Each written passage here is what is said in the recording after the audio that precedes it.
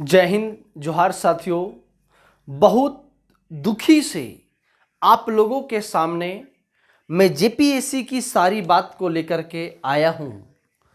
जहां तक सूचना मिली है, आप लोगों को सभी को सूचना मिल गई होगी कि जो 17 मार्च को एग्जाम हुई, चाहे वह चतरा की बात हो, जामताड़ा की बात हो, धनबाद की बात हो, जमशेदपुर की बात हो, लातेहार की बात हो, तमाम जिलों की बात किया जा रहा है। कुछ ना कुछ गड़बड़ मिली है। अगर वो गड़बड़ नहीं होती तो जो वीडियो चारों तरफ मंडरा रही है वो शायद आपके फोन में नहीं जाता। तो मैं उसी को देखते हुए जेपीएससी का क्या कदम होगा, जेपीएससी का क्या राय होगा, पेपर का मामला कहां तक सही है, अगला कदम क्या होनी चाहिए, कितना गलत है, कितना सही है, और सबसे इंपॉर्टेंट आपकी ताकत क्या होगी इस जेपीएससी एग्जाम में। सरकार की क्या राय होगी चंपई सोरेन जी का।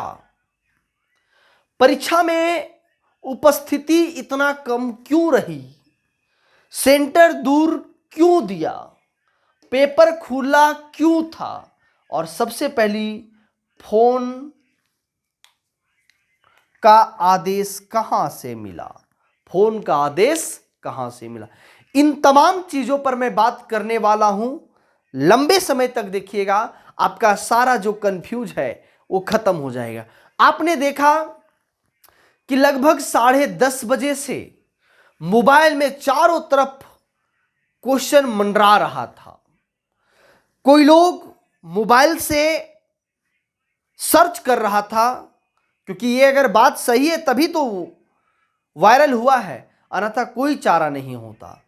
पिछले बार सबसे पहले मामला जो आई थी वो जेएसएससी सीजीएल की आई, उसके बाद यूपी बोर्ड में यूपी कांस्टेबल का आई, 2 दिन पहले बीपीएससी जो टीचर्स का एग्जाम चल रहा था वो आया, और तुरंत जेपीएससी क्यों पीछे रहने वाला था। जेपीएससी झारखंड तो सबसे आगे है, तो जेपीएससी का भी मामला अटक गया। अब सभी मिलकर के पटकना शुरू करेंगे। तो मामला क्या है देखिए, समझिएगा। जेपीएससी 2024 पेपर लीक के बारे में मैं बात कर रहा हूं। जेपीएससी का राय क्या होगा, अभी तक कोई भी ऑफिशियल न्यूज नहीं आई है। आ जाती तो मैं आपके सामने इसे प्रस्तुत करता, लेकिन अभी जेपीएससी क्या करने वाली है, एग्जाम फिर से लेगी नहीं लेगी, अभी तक कहना मुश्किल है, या उसी में संशोधन करेगी। मतलब अभी जेपीएससी का कोई राय नहीं आया है। पेपर का मामला यही था। देखिए, पेपर पहले से तो लीक नहीं था, ये मैं गारंटी लेता हूं, लेकिन क्या है कि पेपर का मामला सील खुला हुआ था। सील क्या था? खुला हुआ था। स्टूडेंट बोल रहे थे कि जो पेपर का सील है वो हमारे सामने खुलना चाहिए, जो कि पहले से खुला हुआ था। तो पेपर का मामला यही था।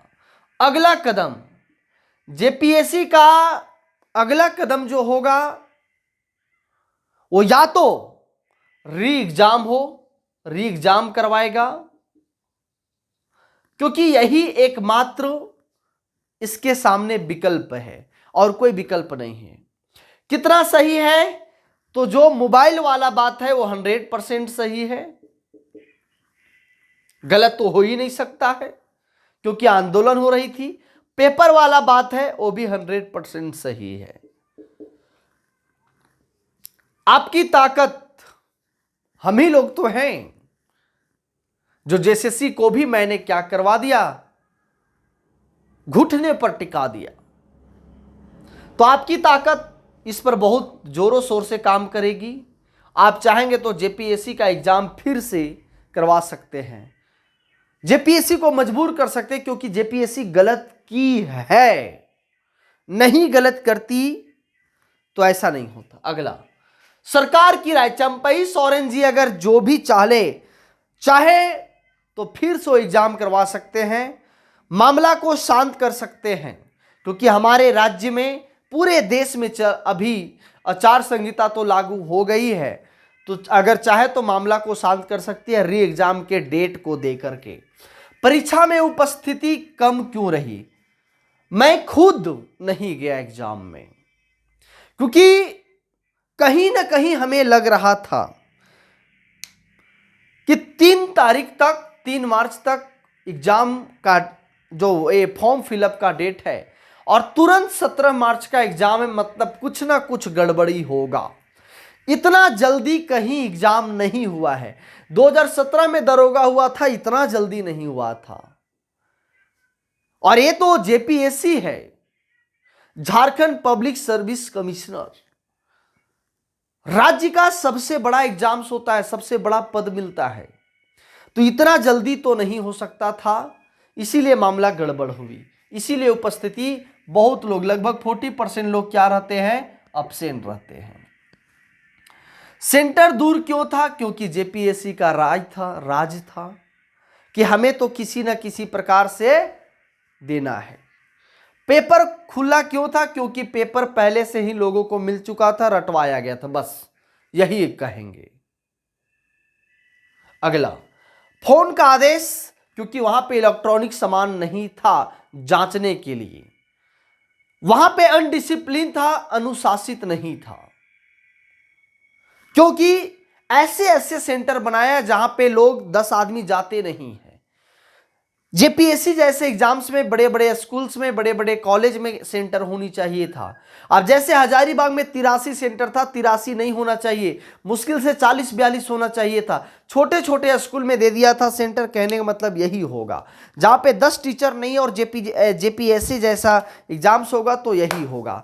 तो मैं जेपीएससी से हम लोग आग्रह करते हैं हाथ जोड़ करके कि एक बार री एग्जाम्स लेने के कष्ट करें। हम लोग सभी लोग जेपीएससी के बारे में बहुत दुखद है, क्योंकि बार बार अगर ये बातें सामने आएगी तो कहीं ना कहीं राज्य की दुर्भाग्य की बात है ना।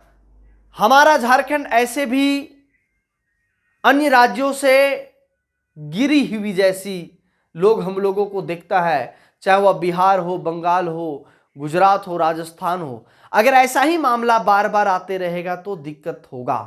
चलते हैं मेरे दोस्त, मैं यही बताने आपके साथ आया था। लोगों के पास जरूर शेयर कीजिएगा, बताइएगा। चले तो मैं क्लास को क्या करूंगा, ये जो बातें हैं उसको समाप्त करता हूं। लोगों के पास शेयर कीजिएगा, जो भी हमारे चैनल में नए हैं, चैनल को प्लीज़ शेयर सब्सक्राइब जरूर कर दीजिएगा।